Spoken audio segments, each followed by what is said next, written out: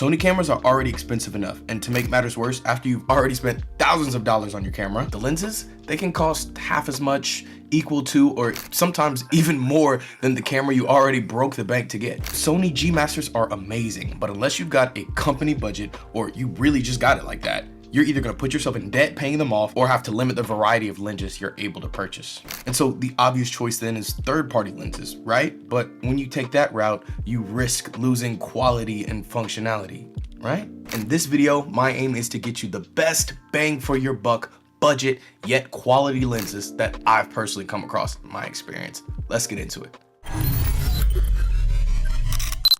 Only disclaimer I'm gonna throw out there is Sony cameras were made to work with the native Sony lenses. So of course you're gonna get the absolute best performance when it comes to a G Masters, the best sharpness, the best autofocus, but they're extremely expensive. And in my opinion, if you can get 2 or 3 third-party lenses for the price that you would get one G Master and they still work 90-95% as good, I find that to be a much better overall value to have that variety of lenses in your arsenal to open up different opportunities for you to shoot in those different focal lengths. I find that to be a much better value than that 100% lens. And so the focal lengths that we're gonna be covering throughout all these lenses start at 17 all the way to 400 millimeters. So that should cover most people. First off, as a competitor to the over $2,000 Sony 16 to 34 2.8 G Master, we have the Tamron 17 to 28 f2.8. This retails for $799, but you can find it on Facebook Market for around $500. Speaking from experience, it has a little less range than Sony, not $2,100 worth, but with the price difference, I find that small sacrifice to be very worth it. You are actually looking at it right now.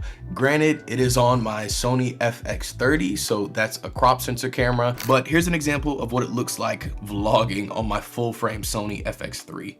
And while we're still in the range of wide angle lenses, I have one of the most bang for your buck lenses that we're going to talk about on this entire list. And that's going to be in competition with the $900 Sony 20mm 1.8 G lens.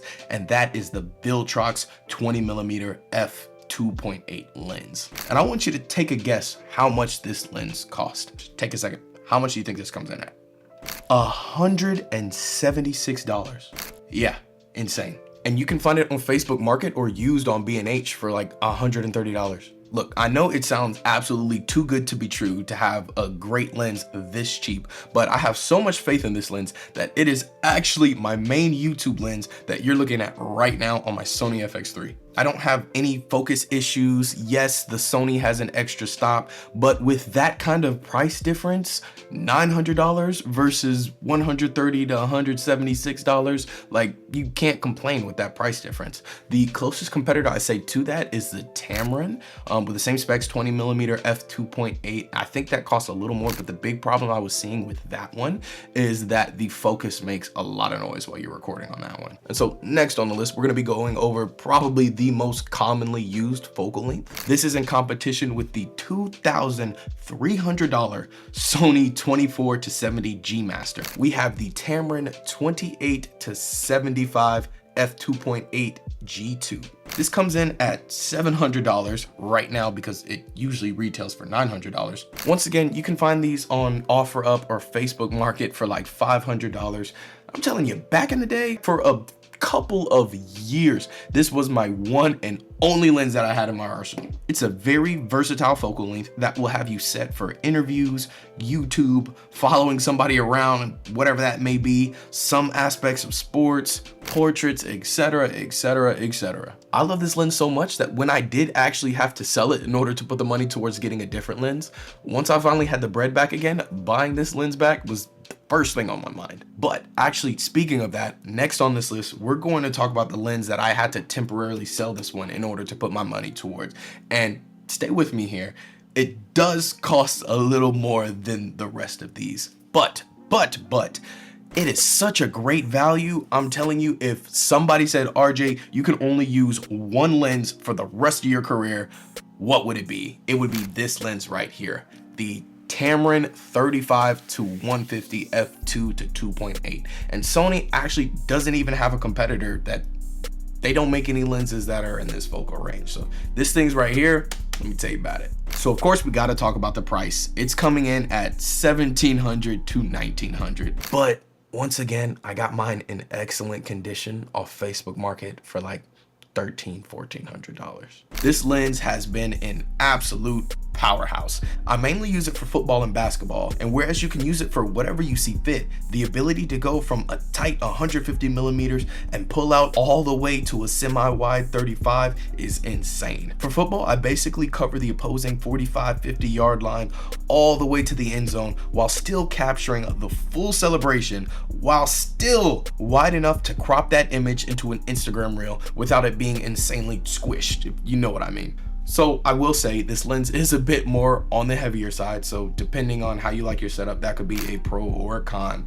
When you're zooming, which is an external zoom, it is a little bit more stiff. But I bring this lens up because whether you just bought a camera or you have the money for an extra one, this is an extremely versatile lens to where if you're going to be freelancing and you're going to be going from sports to runway videos to clothing videos to sit down interviews, whatever it may be, like you can rock with just this lens for a long time and it holds you down. Or if, like I said, if you've got the extra bread and you just want something very versatile to where you can go on shoots and know you're going to be able to, you know, be covered for a variety of focal lengths, this will hold you down. I love it. I've been glazing. I've been talking about this too much. So time to move on to our next one. Now, I'm sure we have all heard of the almighty Sony 70-200 2.8, the G Master of all G Masters. But after tax, that's gonna run you to like $3,000. And most people I'm talking to right now on this channel, especially if you're watching a video like this one, that probably costs more than your camera. So what I am gonna talk to you about is actually the Sigma 70-200